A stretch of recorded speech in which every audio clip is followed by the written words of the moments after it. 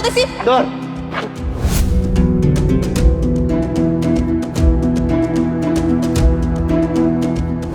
Don't shout, stop your bout. আপনার মতো এরকম ইংরেজি আমি অনেক জানি। আপনি যে ব্যবহারটা করতেছেন না, এটা কোনো মানুষ মানুষের সাথে করে না।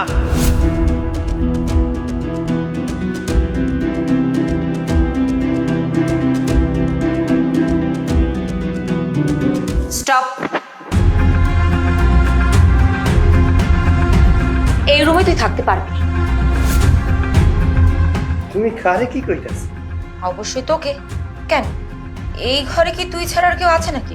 আমি তো দেখতে পাচ্ছি না। আজব ব্যাপার, আজকে আমাকে বাসর রায়, বাসর রাইতে তো স্বামী স্ত্রী ছাড়া আর কেউ থাকবো না, এটা স্বাভাবিক বিষয়। কিন্তু আজকের এই বাসর ঘরে শুধুমাত্র স্ত্রী থাকবে, স্বামী না। এইটা আবার কেমন কথা কইতাছো? আজকে আমাকে বাসর রায়।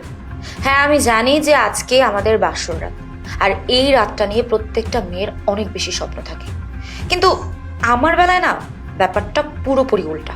আর আজকের এই বাসরটা তোর জন্য একদমই ভালো কিছু বয়ে আনবে না। আজকের এই রাতটা তোর জন্য দুঃস্বপ্নের। তুই সারা জীবন এই রাতটার কথা মনে রাখবি। তুমি এসব কেমন ধরনের কথা কইতাছো? আমি তো কিছুই বুঝতে পারতাছি না। চুপ, ছোট লোকের বাচ্চা কোথাকার। আর একটা কথাও বলবি না। তুই কি মনে করেছিস আমি তোকে বিয়ে করেছি তোর সাথে বাসর করার জন্য? তাইলে আমরা যে কবুল কইয়া বিয়া করলাম, এইসব কি মিথ্যা? মিথ্যে হতে যাবে কেন? এখানে সমস্ত কিছুই সত্য। কিন্তু প্রত্যেকটা মেয়েই বিয়ে করে একজন মানুষকে স্বামী হিসেবে পাওয়ার জন্য, আর আমি তোকে বিয়ে করেছি চাকর হিসেবে পাওয়ার জন্য। Just get out. আচ্ছা ঠিক আছে ম্যাডাম, আপনার অনেক ধন্যবাদ। আপনার মুখ থেকে তো এই কথাটাই শুনতে চাইছিলাম। তাহলে আমি যাই। এই দাঁড়া, তা তুই এখন কোথায় যাবি? কই যাইতেছি মানে? আমি আমার মায়ের কাছে যাইতেছি। এই, তুই কি পাগল নাকি? নাকি তোর মাথার সমস্যা আছে? কখনো শুনেছিস চাকরকে মানুষ বাসা থেকে এমনি এমনি যেতে দেয়? আমি তোকে এখান থেকে কোথাও যেতে দিচ্ছি না। তুই এই বাসায় থেকেই চাকরগুলি করবি। না না ম্যাডাম, আপনি এসব কি কইতাছেন? আমি এই বাড়িতে থাকুম না, আমি আমার মায়ের কাছে যাই। কারণ এই সময় আমার মায়ের কাছে থাকাটা খুব জরুরি। আর একটাও কথা না, আমি তোকে যেটা বলেছি এটাই আমার শেষ কথা। তুই এই বাড়ি থেকে কোথাও যেতে পারবি না। আপনার কাছে আমি হাত জোর করে কইতাছি, আমার যাইতে দেন। হাত নামা, নামা। আমি তোকে এখন যা বলবো চুপচাপ তুই তাই করবি। এখন এখান থেকে যাবি আর ড্রয়িং রুমে যেয়ে চুপচাপ ঘুমিয়ে পড়বি। কিন্তু হ্যাঁ, আমার সোফার উপর শোয়ার একদম ট্রাই করবি না। এই বাসার প্রত্যেকটা জিনিস আমার নিজের হাতে কেনা, অনেক বেশি এক্সপেন্সিভ। আর নিচের যে কার্পেটটা, ওটাকে কিন্তু বিছানার চাদর ভাবিস না। ওইটা অনেক এক্সপেন্সিভ একটা কার্পেট, যেটা কিনা আমেরিকা থেকে ইম্পোর্ট করা হয়েছে। সো আমার কার্পেটের উপর না, যে সুন্দর মতো নিচে ফ্লোরিং করে শুয়ে পড় যা। দাঁড়া, তোকে কোথাও যেতে হবে না। তুই একটা কাজ কর, তুই এই ঘরেই থাক। কারণ তোদের মতো ছোট লোকদের দিয়ে না আমার কোনো বিশ্বাস নেই। আজকেই প্রথম এই বাড়িতে এসেছিস, এত দামি দামি আসবাবপত্র, এত দামি দামি শো পিস আছে। যদি লোভ সামলাতে না পেরে কোনো কিছু চুরি করে ফেলিস, অথবা যদি তুই তোর মায়ের কাছে কোনো কিছু হ্যান্ড ওভার করে দিস, তখন আমি এগুলো কোথায় পাবো? তো একটা কাজ কর, তুই এই রুমের এই ফ্লোরের মধ্যেই শুয়ে পড়। আর এই ফ্লোরটা না আজকে সাবুন দিয়ে পরিষ্কার করা হয়েছে। আমি আবার হাইজিনের ব্যাপার অনেক বেশি মেনটেন করি। আর তোর এখানে শুতে না কোনো কষ্ট হবে না, আরামই লাগবে। বরঞ্চ আমি ভাবছি তুই এই ফ্লোরে শুলে এই ফ্লোরটা কষ্ট পাই। যাই হোক, আমাকে একদম ইরিটেট করিস না, আমি এখন ঘুমাবো। উফ।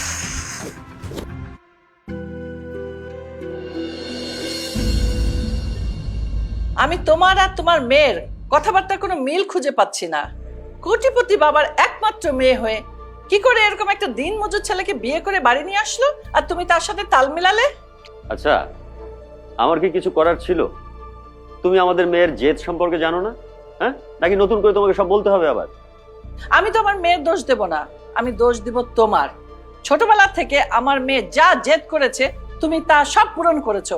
কোনোদিন ওর কথার কোনো প্রতিবাদ তুমি করোনি। এক কথায় তুমি ওকে লাই দিয়ে দিয়ে মাথায় তুলে ফেলেছো, আর সেই মেয়ে বড় হয়ে যা খুশি তাই করছে। আচ্ছা হয়েছে, এখন চুপ করো। 10টা না 5টা না, আমার একটা মাত্র মেয়ে। আমি আমার জীবনে যা করেছি কার জন্য করেছি? সব আমার ওই মেয়েটার জন্য করেছি, মেয়েটার সুখের জন্য করেছি। আমার কাছে মূল কথা হলো আমার মেয়ের সুখ। আমার মেয়ে যদি একটা দিনমজুরকে বিয়ে করে সুখী হয় তাহলে সেখানে আমার তো কোনো অসুবিধা নাই। তোমার অসুবিধা না থাকতে পারে, কিন্তু আমার অসুবিধা আছে। আমার একমাত্র মেয়ে, কত ধুমধাম করে বিয়ে দিব, আনন্দ করব, কিন্তু না, তার কিছুই করতে পারলাম না। ও কিনা বিয়ে করে নিয়ে আসলো একটা দিনমজুরকে। আরে বাবারে, সবার সব আশা আকাঙ্ক্ষা স্বপ্ন পূরণ হয় না। আমরা বয়স্ক মানুষ, আমাদের বয়স হয়ে গেছে না, কদিন পরে মারা যাব। আমাদের কি এখন শখ আহ্লাদ স্বপ্ন পূরণের সময় আছে? আমরা এখন আমাদের সন্তানদের শখ আহ্লাদ স্বপ্ন পূরণ করব। এখন যদি আশেপাশের লোকজন জানে, আমার আত্মীয় স্বজন জানে যে আমাদের মেয়ে একটা দিন মজুরকে বিয়ে করে জামাই করে নিয়ে এসেছে বাড়িতে, কেমন হবে ব্যাপারটা? আর আমি কত চিন্তা ভাবনা করে রেখেছিলাম, মেয়েকে ধুমধাম করে বিয়ে দেব, আত্মীয় স্বজন ডাকবো, আনন্দ করব, না, সব মাটি করে দিল। খালাম্মা, কষ্ট তো একটু হইবই, তুমি কোনো চিন্তা করো না, একটু পরেই তোমারে ডাক দিব, তুমি দেখবা সুন্দর মতো তোমার অপারেশন হইব। বাবারে, এটা কেমন কথা কস? হ্যাঁ, আমার অপারেশন হইব?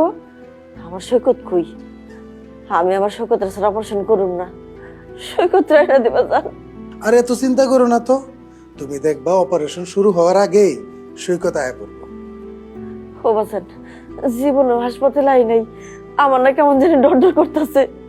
সৈকত একবার লেগে আইনা দেন না বাজান। আরে খালাম্মা, ভয়ের কিছু নাই, তুমি একদমই চিন্তা করবে না।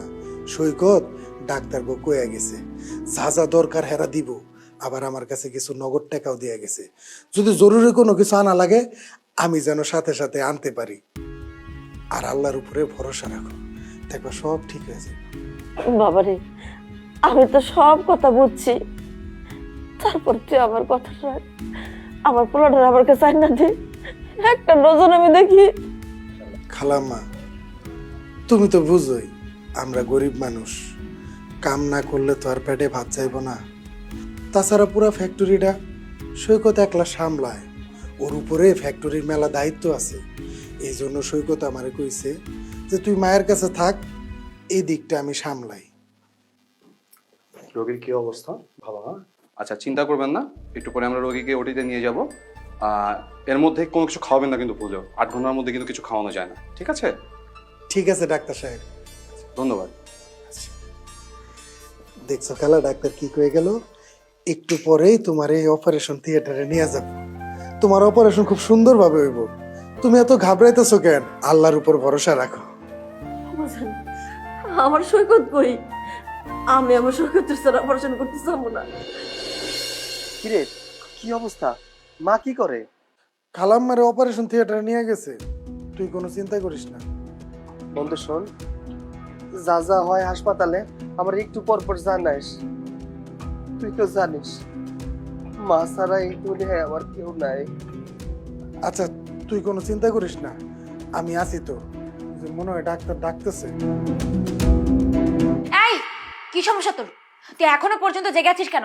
আর ওখানে দাঁড়িয়ে বা কি করছিস? তোর জন্য আমি ঘুমাতে পারতেছি না, আমার মাথাটা ছিঁড়ে পড়তেছে। তাড়াতাড়ি আয়, এসে শুয়ে পড়। আচ্ছা শোন, আমি রাখতাছি রে, তোর লোকে পরে কথা কমুনে। হ্যাঁ, আমার মাঝে মাঝে ফোন দিস। আচ্ছা শোন, পরে কি হয় না হয় তোরে আমি জানাবো, তুই কোনো চিন্তা করিস না। তাহলে এখন রাখি। আচ্ছা আচ্ছা রাখ। আজকে আমার মায়ের অপারেশন, এই অপারেশনের দিনে আমার পাশে থাকার কথা ছিল, কিন্তু আমি থাকতে পারি নাই। ভালোভাবে আমার মায়ের অপারেশনটা যেন হয়।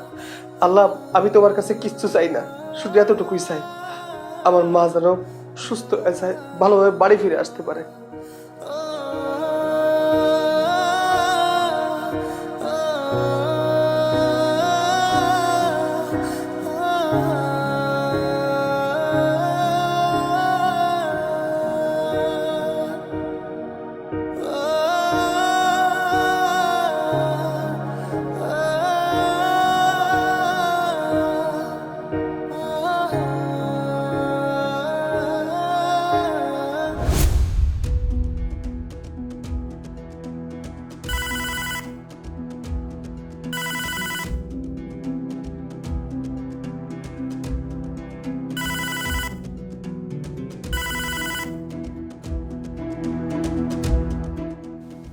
মায়ের কি অবস্থা? অপারেশন হয়েছে?